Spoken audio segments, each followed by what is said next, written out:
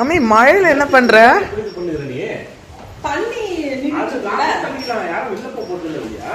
ஐயோ இது வரைக்கும் தண்ணி வந்துச்சுன்னா என்ன பண்றது?